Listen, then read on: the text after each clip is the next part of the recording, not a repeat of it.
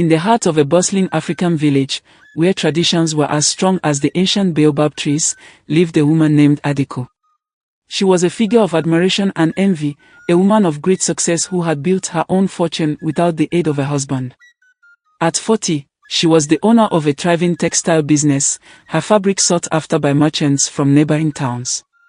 Yet, despite her wealth and status, there was one thing that the village constantly whispered about: her refusal to remarry after her husband's untimely death.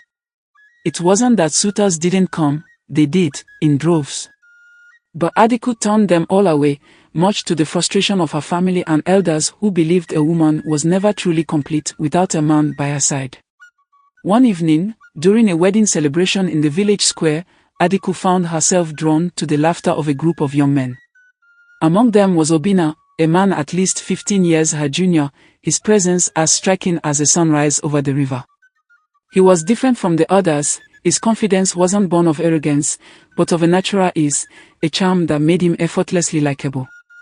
When their eyes met across the firelit square, something shifted in the air between them. Adiku had spent years building walls around her heart, but Obinna's gaze held no judgment, only curiosity. And when he spoke to her, it was not with the reverence of a younger man addressing an elder, but with the warmth of an equal. The villagers were too busy with their festivities to notice the way Obinna and Adiku's conversation stretched long into the night. He spoke of his dreams, his travels, the way he saw the world beyond the confines of the village.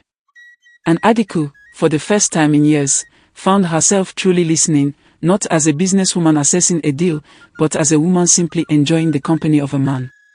It was refreshing, intoxicating even. By the time the last drumbeat faded into the night, she realized she had not laughed like that in years. But the village was not kind to those who strayed from its expectations. When whispers of Adiku and Obinna's growing closeness began to spread, they were laced with ridicule. What does she want with a boy like that? Some scoffed. She should be preparing for old age, not playing bride to a child, others sneered. The idea of an older woman courting a younger man was scandalous, unnatural even, in the eyes of many. Men who had once pursued Adiku now looked at her with distaste, as though she had somehow lost her value. Women who had admired her independence now gossiped behind her back, accusing her of desperation. Adiku had never cared for the opinions of others, but the weight of judgment was not so easy to ignore. Her younger sister, Ifeoma, confronted her one morning, her voice laced with worry. "Sister, they are talking," she said, lowering her voice as if speaking too loudly would make the scandal worse.